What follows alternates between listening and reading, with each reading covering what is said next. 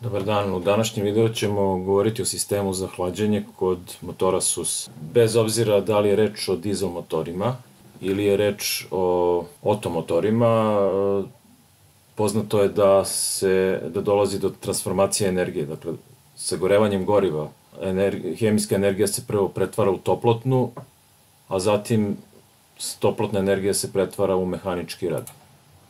Ono što želimo da dobijemo je koristan rad koji se dobija u trećem radnom taktu povećanjem pritiska i temperature i taj pritisak onda dalje deluje na pokretne delove motora, prenoseći korisnu snagu do točkova i do ostalih uređaja. Međutim, neželjena pojava je što se porast temperature prenosi na okolne delove, tako da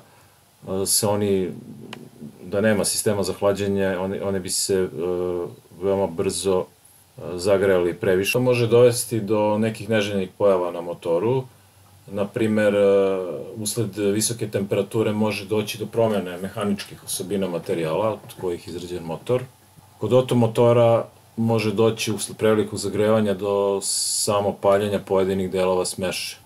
Poznato je da otomotor u drugom taktu sabijanja, dakle, do tada dolazi do porasta pritiska i temperature, međutim, do tačke blizu samopaljanja, ali ne sme preći ta temperatura granicu samopaljanja, da ne bi došlo do spontanog upaljenja goriva smeše, jer u tom slučaju može doći do pojave detonativnog, odnosno eksplozivnog sagorevanja, da se pojedini delovi u smeši samo zapale i dolazi do burne reakcije, velikog porasta pritiska, uz pojavu buke i tako dalje.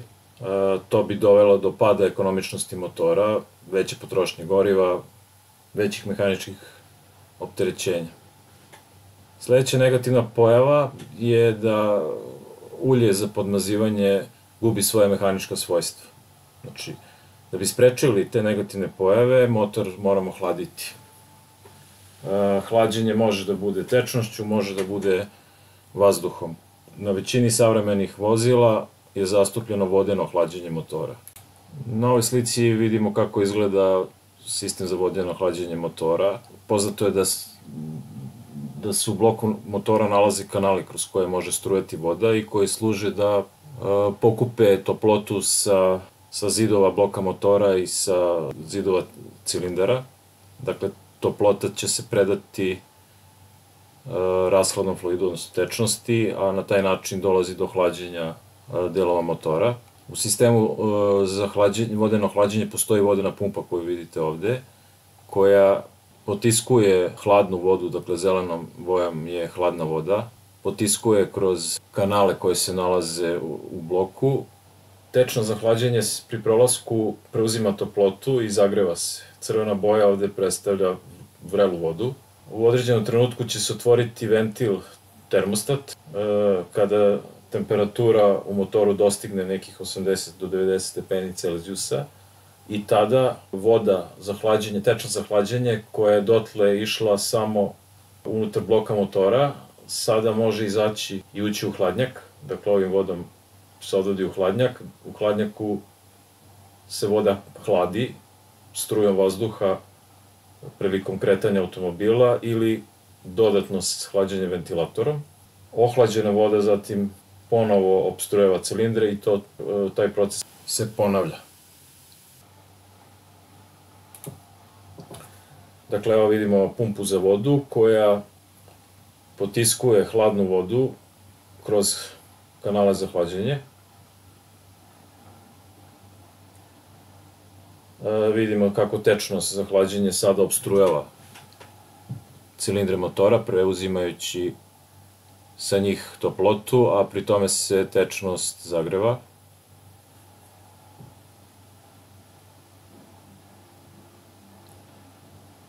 U početku, dok je motor hladan, termostat je zatvoren, tako da tečnost za hlađenje struji u zatvorenom sistemu kroz blok motora. Kako se temperatura povećava i kada dostigne nekih 80 do 90 stepeni otvorit će se termostat. Evo vidimo još jednu animaciju kako voda opstrujeva cilindre.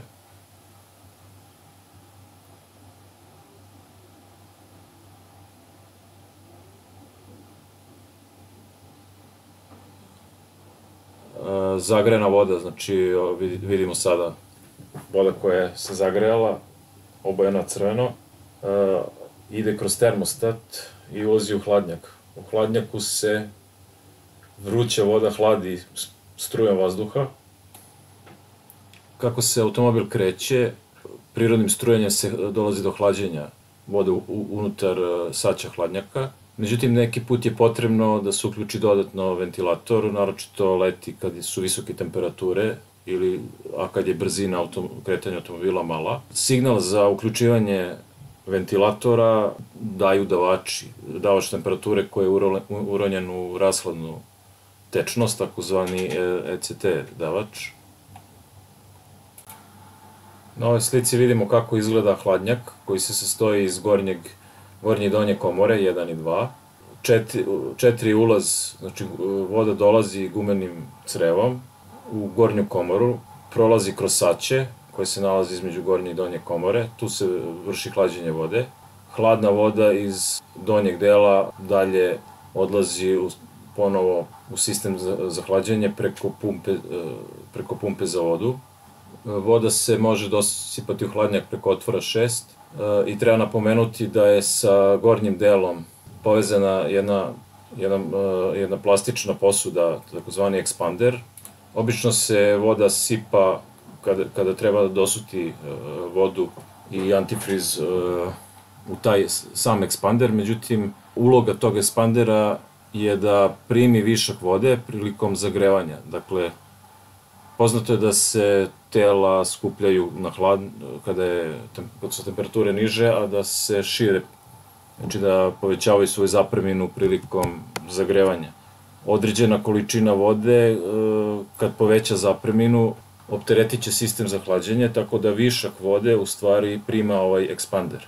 Naravno, postoji maksimalna vrednost preko koja ne sme da bude napunjen nivo. Dakle, mora da postoji dodatni prazan prostor koji će da prihvati povećanje zapremine vode. Kada dođe do ponovnog hlađenja, nivo vode će pasti. On ne treba da padne ispod neke minimalne vrednosti, u slučaju da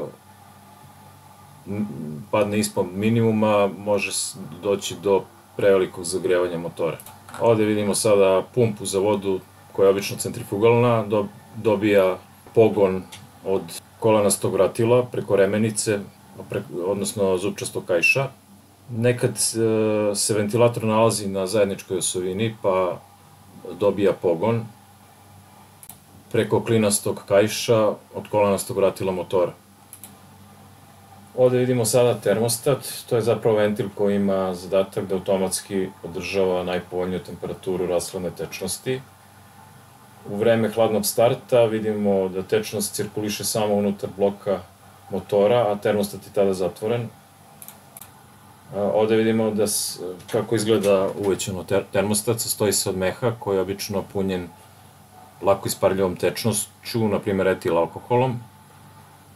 Kada dolazi do zagrevanja, zapremina etil alkohola se povećava, meh se otvara, odnosno njegova zapremina se povećava, a termostat se pri tome otvara i vidimo da onda rashladna tečnost može sada da ide u hladnjak.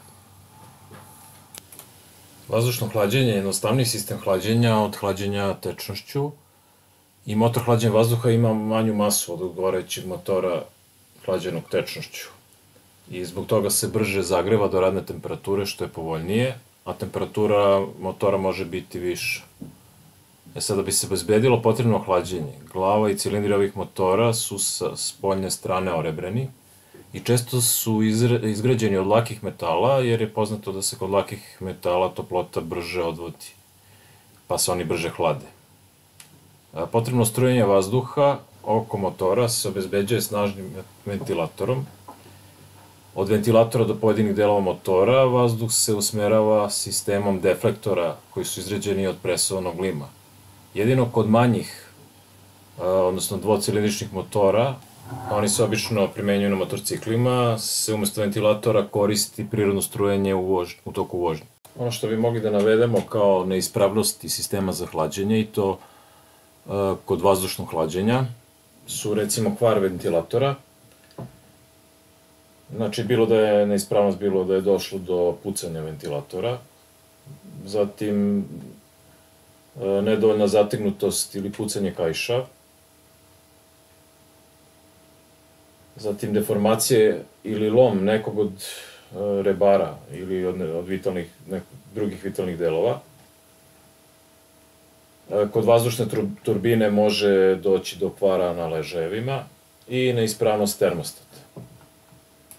Što se tiče vodenog hlađenja, prva neispravnost što bi mogli da kažemo je da nam fali tečnost za hlađenje. Zatim može doći do kvara pumpe za hlađenje usled raznih uzroka, recimo pukotine na telu ili nekom od njegovih delova, istrošenost kućišta, oštećeno ili korodirano telo pumpe, pojava neregularnog zazora između rotora i kućišta, oštećene zaptivke, neispravnih ležajeva itd. Sledeće što možemo reći kao neispravnost je neispravan ventilator. Ili neispravan ležaj ili je došlo do mehaničkog oštećenja ventilatora. Česta neispravnost je kvar na hladnjaku za tečnost. Obično to može biti mehaničko oštećenje, pojava pukotina, pa se pri tome kroz te pukotine gubi tečnost.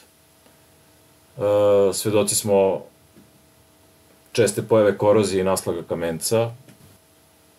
Zatim, ono do čega može doći je mehaničko začepljenje spoljne površine hladnjaka ili začepljenje oduška, a takođe i neispravan poklopac hladnjaka. Termostat takođe može biti neispravan. Gumena creva mogu biti oštećena ili mehaničko oštećenje ili pojava prskotina i naslaga, loši spojevi i tako dalje. I naravno što se tiče pogona, može biti nedotegnut ili pretegnut remen za pokretanje ventilatora.